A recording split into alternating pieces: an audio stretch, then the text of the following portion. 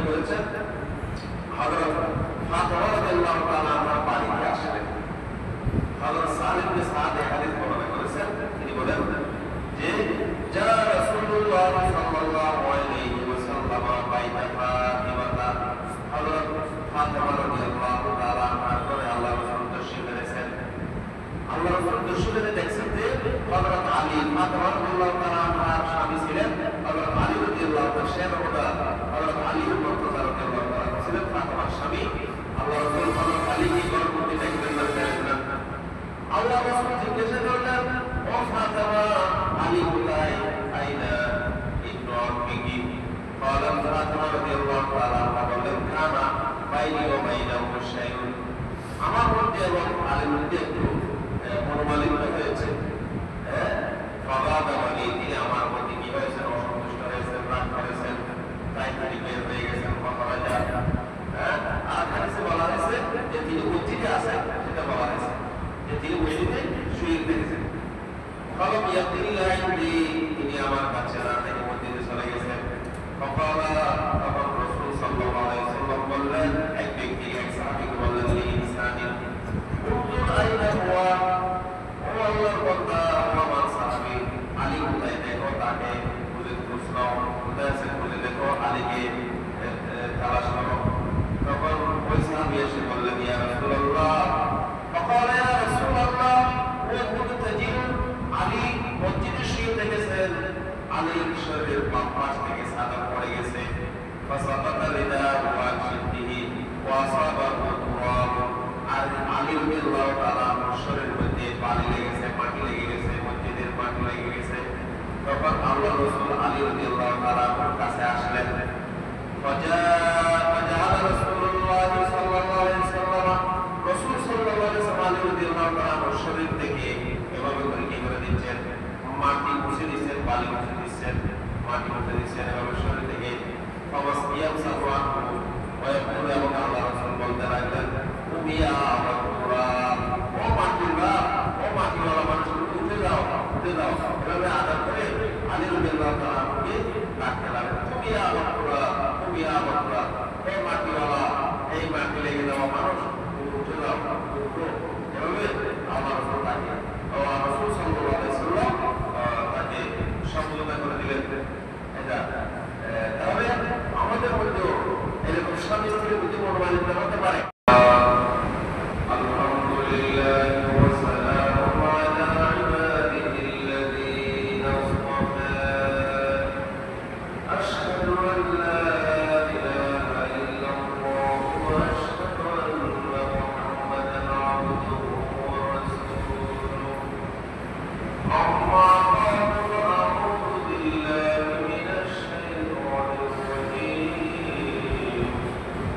بسم الله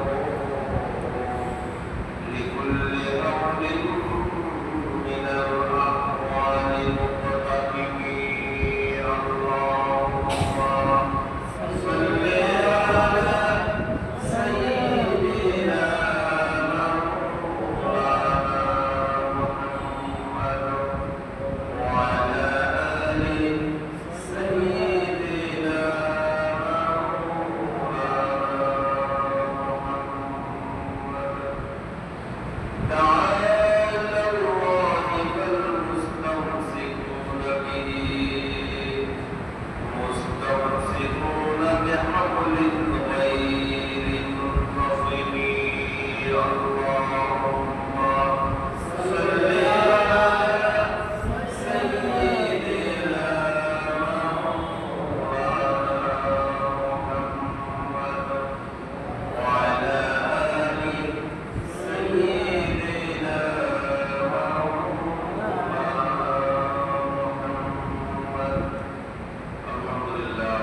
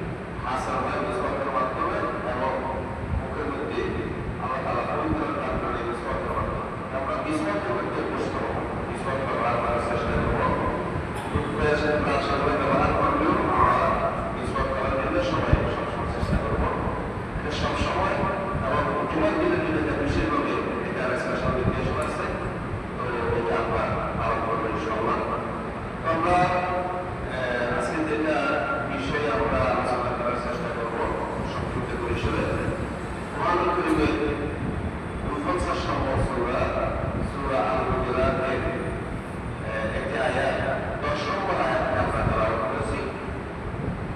এই আয়াতের সামনে রেখে এর আগের করে আরো কয়েকটা আয়াত নিয়ে আমরা আমাদের আজকের আলোচনা করার চেষ্টা করব ইনশাআল্লাহ। তো সূরাতুল হুজুরাত পবিত্র কোরআন কারীমের 26 নম্বর পারা 14 পৃষ্ঠায় মাঝখানে একটা সূরা।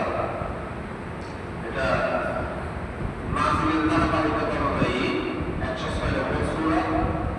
এই সূরার পূর্বে অবতীর্ণ সূরা হলো সূরা মুজাদালা এবং এরপরে অবতীর্ণ সূরা হলো সূরা আত-তাহরীম। আবার কোরআন কারীমে যেভাবে বিন্যাস করা আছে সেই হিসেবে এটা 49 নম্বর সূরা। এই সূরার আগে সূরা হলো সূরা ফাতহ, ইন্না ফাতাহনা লাকা ফাতহান মুবিনা, এই সূরাটি, এবং এরপরে সূরা হলো সূরা কাফ। তো এই সূরাটি নবম হিজরিতে অবতীর্ণ হয়েছে। এর আয়াত সংখ্যা 18 এবং এই সূরাটি মাদানী সূরা সবাইকে। তো মুমিনদের মধ্যে পারস্পরিক সম্প্রীতি ও ভ্রাতৃত্ববোধ। এই সূরার নাম সূরাতুল হুজুরাত। ইন্নাল্লাযীনা ইবাদুনাকা মিন ওয়ারাইল হুজুরাতি আকসারুহুম লা ইয়াকিলুন। রাসূল সাল্লাল্লাহু আলাইহি ওয়াসাল্লামকে কিভাবে আহ্বান করবে, ডাকতে হবে, সে আদব, সেই নিয়ম আল্লাহ তাআলা এখানে শিক্ষা দিয়েছেন। অনেক শিক্ষা আছে, আমরা সবগুলো বলবো না। আজকে সূরার মাঝের অংশগুলো নিয়ে আমরা আলোচনার চেষ্টা করবো, যে আয়াত তেলাওয়াত করেছি। তো রাসূল সাল্লাল্লাহু আলাইহি ওয়াসাল্লামের পবিত্র স্ত্রী ছিলেন 9 জন। 9 জনের জন্য 9টা ছোট ছোট খাম্বা ছিল। এগুলা মাটির দেওয়ালের তৈরি ছিল এবং খেজুর গাছের ছাউনি দিয়ে এগুলা ছিল, সেগুলাকে হুজরা বলা হয়। আবার এই সূরা সেই হুজুরাত শব্দ থেকে সূরার নামকরণ করা হয়েছে সূরাতুল হুজুরাত। এই সূরার আরেকটা নাম হচ্ছে সূরাতুল আখলাক, চরিত্র গঠনের সূরা। মুসলমানদের চরিত্র কেমন হবে, তাদের আখলাক কেমন হবে, ক্যারেক্টার কেমন হবে, সেই নীতি, সেই নিয়ম আল্লাহ রাব্বুল আলামিন এই সূরাতে নাযিল করেছেন। তো মুসলমানদের মধ্যে যে পারস্পরিক সম্প্রীতি, ভালোবাসা, ঐক্য এবং ভ্রাতৃত্ববোধ, এটা মুসলমানদের মধ্যে থাকতে হবে। তো মানুষ হিসেবে এরপরে পরস্পরের মধ্যে মাঝে মধ্যে মনোমালিন্য হতে পারে, মন কষাকষি হতে পারে, একটু বিচ্ছেদের বাদ পরিলক্ষিত হতে পারে।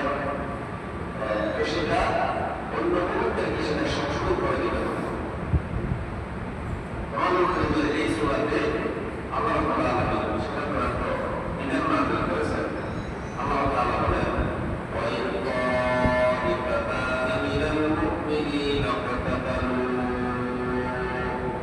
ফাআসলিহু বাইনাহুমা। যদি ঈমানদারদের, মুমিনদের দুইটি দলের মধ্যে ঝগড়া লেগে যায়, মুমিনদের দুইটি দল যদি বিবাদের মধ্যে লিপ্ত হয়, সংগ্রামে লিপ্ত হয় একে অপরের সাথে, একদল অপর দলের সাথে, আল্লাহ রাব্বুল আলামিন নির্দেশ দিয়েছেন তৃতীয় আরেকটি দল, মুমিনদের মধ্যে দল, তাদের মধ্যে মীমাংসা করে দেবে। ফাসলিহু বাইনাহুমা। তাহলে দুইজন মুমিনের মধ্যে যদি পরস্পর ঝগড়া বিবাদ হয়, অন্য মুমিনের দায়িত্ব হলো, কর্তব্য হলো তাদের মধ্যে মীমাংসা করে দেওয়া, তাদের মধ্যে সংশোধন করে দেওয়া, মীমাংসা করে দেওয়া, এটা অন্য মুমিনের দায়িত্ব ও কর্তব্য। আল্লাহ তাআলা ফাসলিহু, তোমরা মীমাংসা করে দাও, সংশোধন করে দাও, তাদের মধ্যে সমঝোতা সৃষ্টি করে দাও, এটা অন্য মুমিনের দায়িত্ব, কর্তব্য এবং আল্লাহ তাআলা নির্দেশ দিয়েছেন। এটা আবশ্যকীয় বিষয়।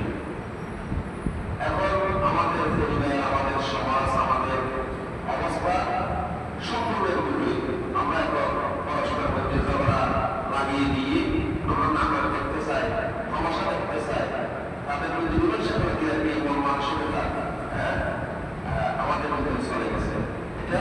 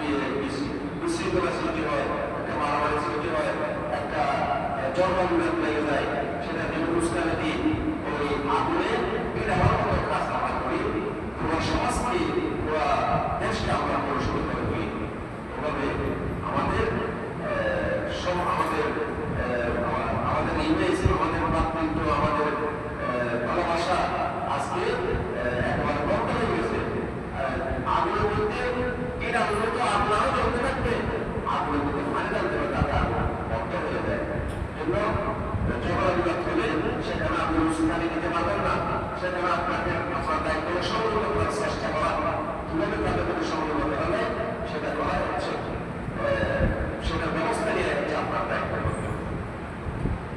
এরপরে আল্লাহ সুবহানাহু ওয়া তাআলা ওয়াসাইয়ু যাতিল বাইনি আল-মুনাফিক, দুই দলের মধ্যে, দুই পক্ষের মধ্যে বিশৃঙ্খলা সৃষ্টি হওয়া, বিবাদ লেগে যাওয়া, যে ঝগড়া লেগে যাওয়া, ফসাদ সৃষ্টি হওয়া, এটার মাধ্যমে এটা হচ্ছে মূল্যকারী, এটা দিক ধ্বংস করে দেয়, তোমাদের নৈতিকতা, তোমাদের দিক, তোমাদের সমস্ত কিছু বাধ্যগুলোকে ধ্বংস করে দেয়, বিনষ্ট করে দেয়, উন্নত করে দেয়। এবং আরেকটা ঘটনা, অনেক ঘটনা আছে যে হযরত রাসূল সাল্লাল্লাহু আলাইহি ওয়াসাল্লাম এক সময় কি বলেছেন, হযরত ফাতিমা রাদিয়াল্লাহু তাআলা আনহা বাড়িতে আসলেন। হযরত সালিম বিন সাদ হাদিস বর্ণনা করেছেন, তিনি বলেন যে যা রাসূলুল্লাহ সাল্লাল্লাহু আলাইহি ওয়াসাল্লাম বাইতা ফাতিমা, হযরত ফাতিমা রাদিয়াল্লাহু তাআলা আনহা করে আল্লাহর রাসূল তশরীফ এনেছেন। আল্লাহর রাসূল তশরীফ এনে দেখছেন যে হযরত আলী, ফাতিমা রাদিয়াল্লাহু তাআলা আনহার স্বামী ছিলেন হযরত আলী রাদিয়াল্লাহু তাআলা, শেরওয়াদা হযরত আলী মুর্তজা রাদিয়াল্লাহু তাআলা ছিলেন ফাতিমার স্বামী। আল্লাহ রাসূল হযরত আলীকে গর্ভবতী দেখলেন না, দেখলেন। আল্লাহ রাসূল জিজ্ঞাসা করলেন, ও ফাতিমা, আলী কোথায়? আইনা ইবনু আম্মিকি? قالت ফাতিমা রাদিয়াল্লাহু তাআলা আনহা বললেন, কানা বাইনি ওয়া বাইনাহু শাইউন, আমার মধ্যে এবং আলীর মধ্যে একটু মনোমালিন্য হয়েছে। ফাগাদা আলী, তিনি আমার মধ্যে কি হয়েছেন, অসন্তুষ্ট হয়েছেন, রাগ করেছেন, তাই তিনি বের হয়ে গেছেন, কথা হয় না। আর হাদিসে বলা হয়েছে যে তিনি মসজিদে আছেন, সেটা বলা হয়েছে যে তিনি মসজিদে শুয়ে থেকেছেন। ফালাম ইয়াতিল্লাহ ইনদি, তিনি আমার কাছে না, তিনি মসজিদে চলে গেছেন। ফাকালা, তখন রাসূল সাল্লাল্লাহু আলাইহি ওয়াসাল্লাম বললেন, এক ব্যক্তি, এক সাহাবীকে বললেন, ইনসানি উনজুর আইনা হুয়া, ও আল্লাহর বান্দা, আমার সাহাবী আলী কোথায়, দেখো তাকে খুঁজে খুঁজলাম, কোথায় আছে খুঁজে দেখো, আলীকে তালাশ করো। তখন ওই সাহাবী এসে বললেন, ইয়া রাসূলুল্লাহ, ফাকালা ইয়া রাসূলুল্লাহ, ওয়া মুতাজির, আলী মসজিদে শুয়ে থেকেছেন, আলীর শরীরের বাম পাশ থেকে চাদর পড়ে গেছে, ফাসাকাতা রিদাহু আন শিদ্দিহি ওয়া আসাবাহু তুরাব, আর আলী রাদিয়াল্লাহু তাআলা শরীরের মধ্যে পানি লেগেছে, মাটি লেগে গেছে, মসজিদের মাটি লেগে গেছে। তখন আল্লাহ রাসূল আলী রাদিয়াল্লাহু তাআলা কাছে আসলেন। فجعل رسول الله صلى الله عليه وسلم, রাসূল সাল্লাল্লাহু আলাইহি ওয়াসাল্লাম আলী রাদিয়াল্লাহু তাআলার শরীর থেকে এভাবে করে কি করে দিচ্ছেন, মাটি মুছে দিচ্ছেন, বালি মুছে দিচ্ছেন, মাটি মুছে দিচ্ছেন, এভাবে শরীর থেকে ফাওয়াসিয়াম সাওয়ান ওয়ায়াকুল, এবং আল্লাহ রাসূল বলতে লাগলেন, তুমি ইয়া আবুরা, ও মাটিরা, ও মাটিওয়ালা মানুষগুলো উঠে যাও, উঠে যাও। এভাবে আদর করে আলী রাদিয়াল্লাহু তাআলাকে ডাকতে লাগলেন, তুমি ইয়া আবুরা, তুমি ইয়া আবুরা, হে মাটিওয়ালা, এই মাটি লেগে যাওয়া মানুষ, তুমি উঠে যাও, উঠো। এভাবে আল্লাহ রাসূল তাকে, রাসূল সাল্লাল্লাহু আলাইহি ওয়াসাল্লাম তাকে সম্বোধন করে দিলেন। এটা তাহলে আমাদের মধ্যে এরকম স্বামী স্ত্রীর প্রতি মনোমালিন্য হতে পারে, তাহলে অভিভাবকের দায়িত্ব হলো তাদের মধ্যে সমঝোতা, তাদেরকে বলতে সমঝোতা সৃষ্টি করে দেয়া। এটা এই শিক্ষা এখান থেকে, এইখান থেকে আমাদের জন্য শিক্ষা রয়েছে। এখন আমাদের পরিবারগুলোতে স্বামী স্ত্রীর মধ্যে এটা সন্তান এবং তার পুত্রবধূর মধ্যে কোনো রকম মনোমালিন্য হলে সেখানে ওই ছেলের মা কি করে, ওখানে গিয়ে নেবে দেয়, আগুনে গিয়ে নেওয়ার মতো কাজ করে, অথবা মেয়ের মা তাদের মধ্যে আরো বিশৃঙ্খলা, তাদেরকে একেবারে পৃথক করে দেওয়ার ব্যবস্থা করে, এরকমের একটা বিষাক্ত পরিবেশ সৃষ্টি করে দেয়। এটা কখনো একটা প্রকৃতির জন্য, ভালোবাসার জন্য, এটা বিধ্বংসী, সমাজের জন্য বিধ্বংসী, আত্মীয়তার বন্ধন ছিন্নকারী, এগুলো এখানে সমঝোতা করা দেয়া হচ্ছে অভিভাবকের দায়িত্ব।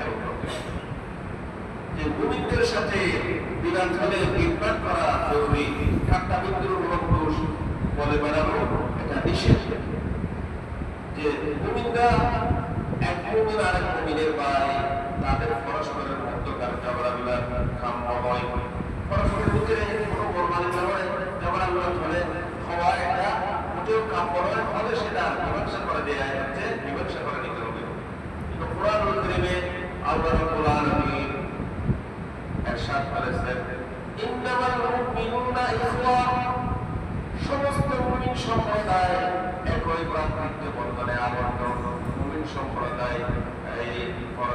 ভাই ভাই ফাসলিহু বাইনা আখাওয়াইকুম। অতএব মুমিনদের মধ্যে যদি কোনো রকম মনোমালিন্য দেখা যায়, ঝগড়াবিবাদ দেখা যায়, বিবাদ বিসংবাদ দেখা যায়, তাহলে তোমাদের কর্তব্য হলো ফাসলিহু বাইনা আখাওয়াইকুম, তোমাদের ভাইয়ের মধ্যে তোমরা মীমাংসা করে দাও, তোমরা সমঝোতা করে দাও, সমঝোতা করে দাও। ওয়াত্তাকুল্লাহ, আর আল্লাহকে ভয় করে চলো, আল্লাহকে ভয় করে চলো, আল্লাহর সন্তুষ্টি কামনা করো, আল্লাহর সন্তুষ্টি থেকে ভয় পেয়েছে থাকো, আল্লাহর শাস্তিকে ভয় করো। ওয়াত্তাকুল্লাহ লাআল্লাকুম তুরহামুন, আশা করা যায় যে তোমরা নিশ্চিতভাবে আল্লাহর রহমত প্রাপ্ত হবে। সুবহানাল্লাহ। তাহলে আল্লাহর রহমত পেতে হলে পরস্পরের মধ্যে, দুইজনের মধ্যে যদি সে কোনো রকমের বিবাদ বিসংবাদ লেগে যায়, তাহলে সেখানে সমঝোতা করে দিতে হবে, তাহলে আল্লাহর রহমত আসবে। এবং আল্লাহকে ভয় করে চলতে হবে, আল্লাহকে আল্লাহর হুকুম মেনে চলতে হবে, আল্লাহর শুকরিয়া আদায় করে চলতে হবে, আল্লাহ তাআলাকে স্মরণ করে জীবন যাপন করতে হবে। তাহলে লাআল্লাকুম তুরহামুন, আল্লাহর রহমত পাবে, আল্লাহর রহমত তোমাদের জন্য অবধারিত হয়ে যাবে। হযরতে নোমান ইবনে বশীর রাদিয়াল্লাহু তাআলা হাদিস বর্ণনা করছেন, তিনি বলেন, কানা রাসূলুল্লাহ সাল্লাল্লাহু আলাইহি ওয়াসাল্লাম, রাসূল সাল্লাল্লাহু আলাইহি ওয়াসাল্লাম বলেছেন, তারাল মুমিনিনা ফি তারাহুমিহিম ওয়া তাওয়াদিহিম ওয়া তাআতুবিহিম কামাসালিল জাসাদ। তুমি মুমিনদের মধ্যে দেখতে পাবে যে তারা যেন সকল মুমিনদের মধ্যে যে পারস্পরিক ভালোবাসা, একে অপরের প্রতি দয়া, ভালোবাসা এবং স্নেহ মমতার মাধ্যমে তুমি দেখতে পাবে সকল মুমিন যেন একটি শরীরের মতো, একটি দেহের মতো, কামাসালিল জাসাদ, সমস্ত মুমিন যেন একটি দেহের মতো, একটি শরীরের মতো।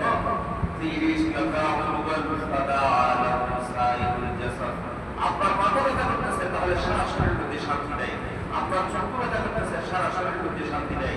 আপনার পায়ের মধ্যে ব্যথা করতেছে, সারা শরীরের মধ্যে শান্তি নেই।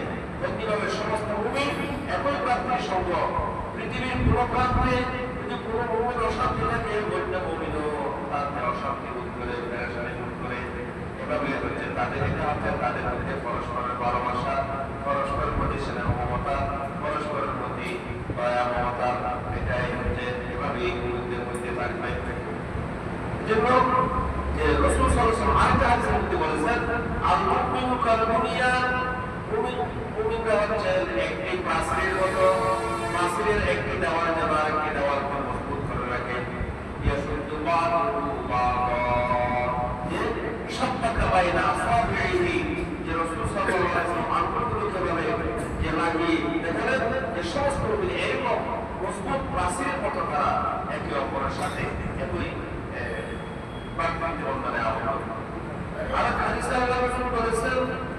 মুসলিম এক মুসলমান আরেক মুসলমানের ভাই,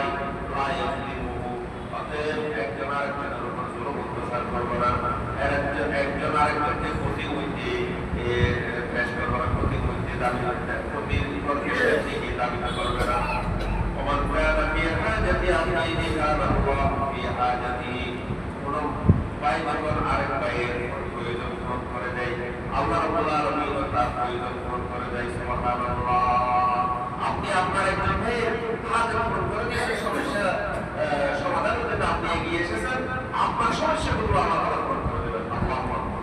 এইরকমের মন মানসিকতা, এরকমের মেজাজ আমাদের ভিতরে থাকতে হবে, আমাদের পরিবারে, আমাদের সমাজে, সকলের মধ্যে এই ভ্রাতৃত্বের এই বন্ধন থাকতে হবে। আপনি যদি আপনার কোনো ভাইয়ের সমস্যা দূর করে দেন, আপনার সমস্যাগুলো আল্লাহ তাআলা দূর করে দেবেন। তো আরেকটা হাদিসের মধ্যে আল্লাহ রাসূল বলেছেন, ওয়াল্লাহু আলাইহি, যে কোনো মুমিনের ক্ষতি করে আল্লাহ তাআলা তাকে তার শাস্তি দূর করার, তার ক্ষতি দূর করার।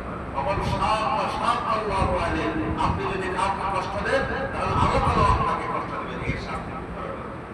তাই আল্লাহ তাআলা ইরশাদ করেছেন, ওয়া ফাররাজা আল মুসলিমিন কুরাবাতান ফাররাজাল্লাহু আনহু কুরাবাতান মিন কুরাবাতি ইয়াউমিল কিয়ামাহ, যে ব্যক্তি দুনিয়াতে কোনো মুমিনের কষ্ট দূর করে দেবে, কিয়ামতের দিন কঠিন কঠিন কষ্টগুলো থেকে আল্লাহ তাআলা তার পুরো কষ্ট দূর করে দেবেন। সুবহানাল্লাহ।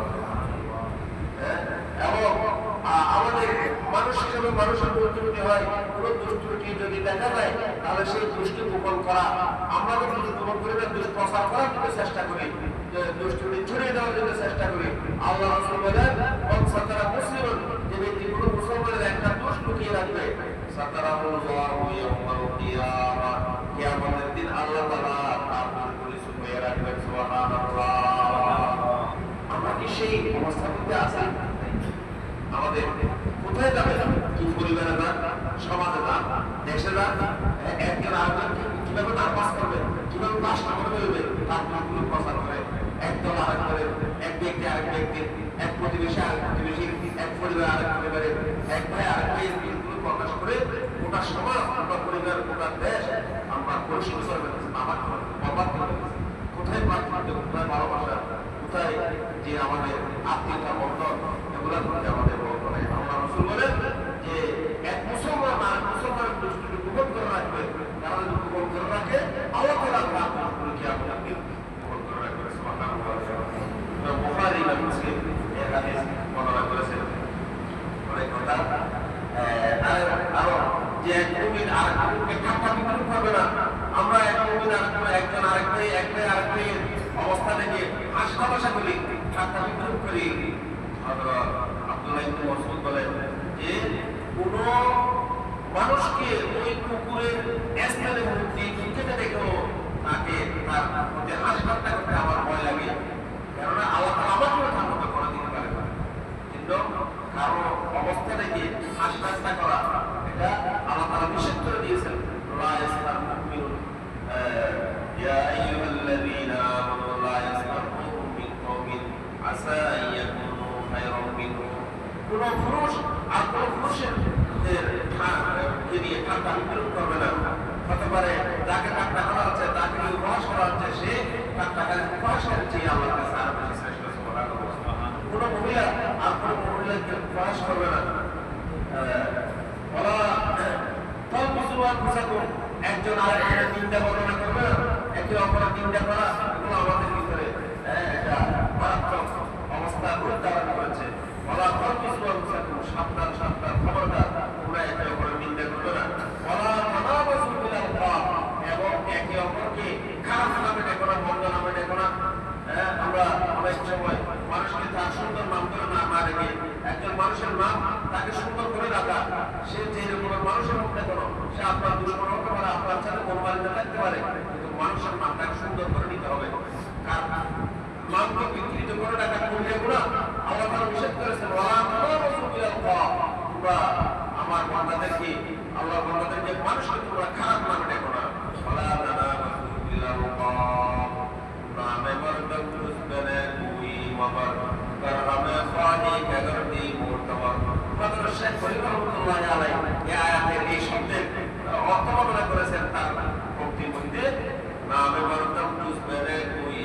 আপনি যদি সম্মানিত হতে চান, মর্যাদাবান হতে চান, তাহলে মানুষের নামটাকে সুন্দর করে মানুষের নাম বলুন, মানুষের নাম উচ্চারণ করুন, সুন্দর নাম দিয়ে মানুষকে রাখুন।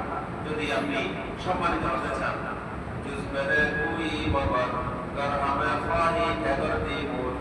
আপনি যদি সমাজের মধ্যে সম্মানিত হতে চান, মর্যাদাবান হতে চান, তাহলে সম্মানের সাথে আরেকজন মানুষের নাম করবেন, আরেকজন মানুষকে সম্মান দিয়ে ডাকবেন, তাহলে আপনিও সম্মানিত হয়ে যাবেন, মর্যাদাবান হয়ে যাবেন।